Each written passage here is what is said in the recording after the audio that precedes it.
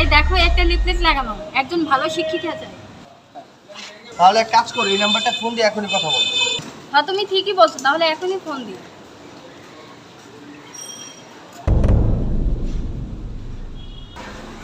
Hello, আসসালামু আলাইকুম। ওয়ালাইকুম আসসালাম, কে বলছিলেন? জি, আমি একটা লিফলেট দেখে ফোন দিছি, ভালো একজন শিক্ষিকা চাই। লিফলেটটা আমি দিয়েছি, আমার একটা মেয়ে বাচ্চা আছে, ওর জন্য একজন শিক্ষিকা চাই। আচ্ছা, তাহলে আমি কি এখনই আপনাদের সাথে একটু দেখা করতে পারি? হ্যাঁ আসেন, ওইখানে অ্যাড্রেস দেওয়া আছে 375 প্রি স্কুল স্ট্রিট, দোতলায়। আচ্ছা ঠিক আছে। আচ্ছা তাহলে চলো, কটাকে কি বেতন দেয় এখনই ফাইনাল করে আসো। আচ্ছা ঠিক আছে, তাহলে চলো।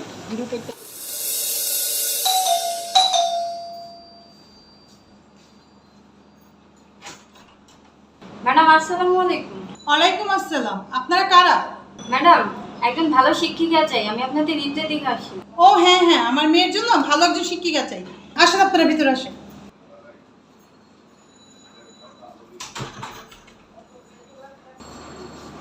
আসেন, বসেন আপনারা এখানে।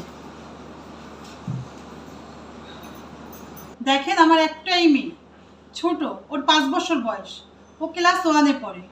ওরা আমিই পড়াই, আর ও খুবই শান্ত, লেখাপড়ায় ভালো, তবুও চাচ্ছে একজন টিচার দিয়ে পড়াতে।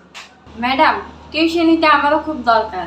আমার হাজব্যান্ডে আগে ব্যবসা করতো, ব্যবসা লস খাওয়াতে আমাদের সংসারটা খুব কষ্টে যাইতেছে। টিউশনিটা হইলে আমাদের খুব ভালো হয়। আর আমি একটা শিক্ষিত মেয়ে, টিউশনটা যদি আমাকে দেন, আপনার মেয়েকে নিয়ে চিন্তা করতে হবে না। আপনার মেয়েকে আমি মায়ের যত্নে পড়াবো। আপনারা একটু বসেন, আমি আমার হাজবেন্ডকে ডেকে দিচ্ছি। এই দেখো, এদেরকে দেখে তো বড় লোকই মনে হয়। টিউশনটা পেলে ভালোই হবে। বেতন কত দিবে একবার কথাবার্তা ফাইনাল করে যাবা। আচ্ছা ঠিক আছে, তুমি টেনশন করো না, ফাইনাল করেই যাও। ওকে। আসো আম্মু।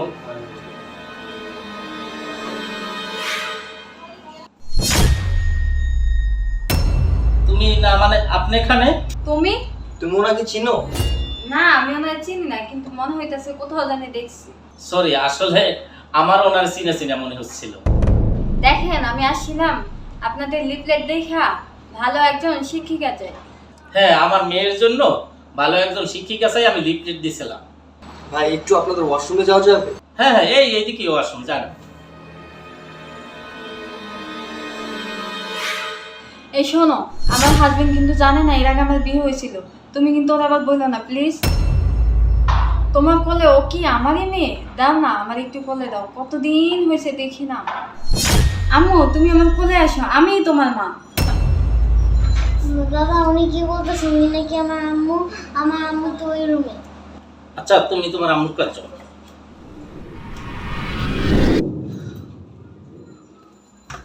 হ্যাঁ, ওই তোমার মেয়ে। আমি চাই না ও জানুক তুমি ওর মা। আর এই মুহূর্তে তুমি আবার আমার সুখের সংসারটা মানতে আসছো? তুমি এখন দয়া করে আমার বাসাতে তাড়াতাড়ি যাও। দেখো, আমি তোমাকে সাইডে গিয়া ভুল করছি। আমি এখন ভালো নেই, আমি অনেক সুখ হয়ে গেছি, কালো হয়ে গেছি। আমার সংসারটা ঠিকভাবে চলতেছে না। কেন, তুমি কি ভুলে গেছো? আমার 6 মাসের বাচ্চা তুমি রাইখে গেছো। তোমার ফিগার নষ্ট হয়ে যাবে, বাচ্চার দুধ খাওয়ান যাবে না, তোমার চেহারা নষ্ট হয়ে যাবে। আর তুমি এখন ইমোশনাল ডায়লগ দিতেছো? তোমার চেহারা নষ্ট হয়ে গেছে, শুকিয়ে গেছো, সংসার চলে না। কোথায় তোমার অহংকার? তুমি চলে যাওয়ার পরও আমি 2টা বছর অপেক্ষা করছি। কত কষ্ট করে আমি দুধের বাচ্চাটারে বড় করছি। এখন যে ওর মা, এ কত ভালো মানুষ জানো? ও আমার সন্তানের জন্য নিজে বাচ্চা নিচ্ছে না। আমার সন্তানের যত্নের কমতি হবে এই জন্য। আমি বাসাও চেঞ্জ করছি এই জন্য, যাতে আমার সন্তান কোনোদিন বুঝতে না পারে উনি ওর মা না। দেখো, তোমার আমার বাচ্চারে পড়ানোর দরকার নাই। আমি চাই না তোমার হাজবেন্ড জানুক তুমি আমার স্ত্রী ছিলা। ওরে নিয়ে তাড়াতাড়ি যাও। কি তোমার কথাবার্তা ফাইনাল হয়েছে? না, আজকে ফাইনাল করার দরকার নেই, চলো অন্য এক সময় ফাইনাল করবো। আইসা, আমার শরীরটা ভালো লাগতেছে। রাখো তোমার এই নাটক, আমি আড়াল থেকে সব শুনছি। তোমার আগে বিয়ে হয়েছে, তোমার একটা বাচ্চা আছে, তুমি এই কথা আমার থেকে লুকাইছো, তুমি আমারে ঠকাইছো। দেখেন, আপনি যখন সব জেনেই ফেলছেন, শোনেন, ওর শুধু আমার সাথেই বিয়ে হয় না, এর আগেও একটা বিয়ে হয়েছিল। আমি যাই নাই, বিয়ে করেছি। আমার 6 মাসের বাচ্চা রেখে চলে গেছে, আপনাকেও ফেলে চলে যাবে। এখানে কোনো সিনকেট করার দরকার নেই, আমার বাসাও তোর জায়গা নাই। আজকেই আমি তোকে ডিভোর্স দিব, চল।